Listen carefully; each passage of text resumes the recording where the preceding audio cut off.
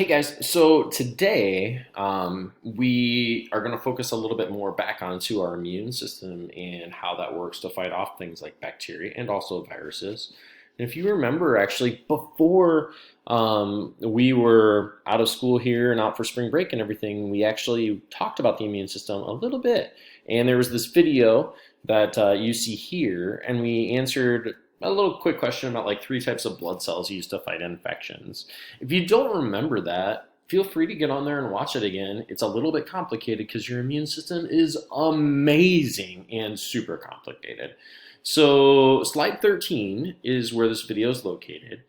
But we went ahead and we did other things. If you haven't been following along online in the past number of days, then maybe you need to catch up. But we've gone through all these slides together. And then I'm skipped through our big project. We watched a little bit of Brain Pop about bacteria 2 days ago. But today let's talk about the ones that get you sick. So pathogens, things that are pathogenic, could be anything that gets you ill, and that could be a virus, which is going around the globe right now. Could be things like bacteria. You've heard of strep throat. That would be a pathogen. Protists, interestingly enough, a single-celled microbe that's eukaryotic. It has a nucleus. They can get you sick. A good example of that would be malaria, which the drugs we're using or experimentally using to fight this like COVID outbreak. One of them is a malaria drug that works on masking the symptoms from malaria, which is caused by a protist. I think that's pretty interesting.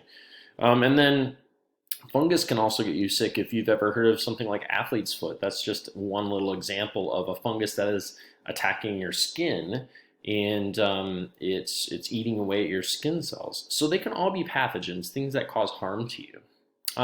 However, there's so many bacteria that are amazingly good, and I'm going to have that on another assignment for you here in the future. But today, let's talk about the bad ones, the ones that get you sick. There is an article I would like you to read today on this slide. This slide is number 28, if you haven't got there yet. It's on pathogens, and there is an article right here. So you're going to click on that, and it's going to bring you to this Kids Health article on your immune system. If you don't want to read it, you can listen to the computer read it to you.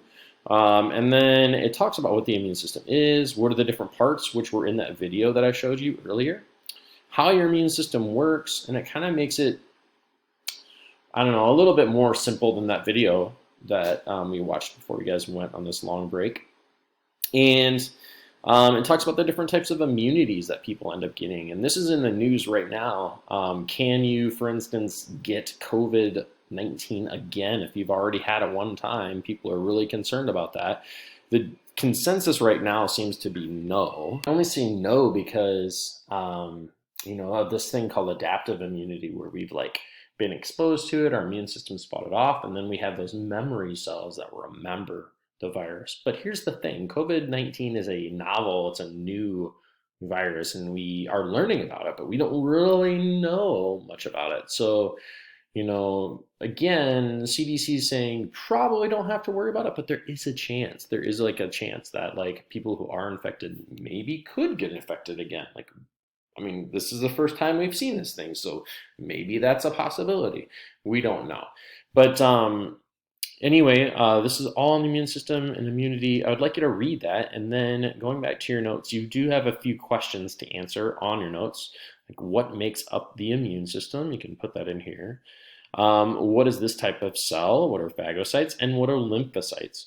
So those three answers you can put right below it. And that's kind of your assignment today. What are pathogens? How does your immune system work? And answer those three questions. There's nothing to turn in or submit to me when you're done with this. This is in your notes. We'll probably do a quiz tomorrow, so maybe you might see some of that on a quiz. Okay, so there you go. If you have any questions, I'll also post a little thing on Google Classroom that if you guys have questions, if you guys want me to answer anything, if you have concerns on what to do, I'll just have a little place where you can add some comments, and everybody will be able to see them. I think it'll just be kind of a thread that people can view. So keep that in mind. But if you got stuff going on, if you want to talk about something, you can either email me or you can just hop on to that Google Classroom kind of question that I'm going to add. and ask away, and I'll be answering it today. Okay? All right. Hey, take care. Have a good one.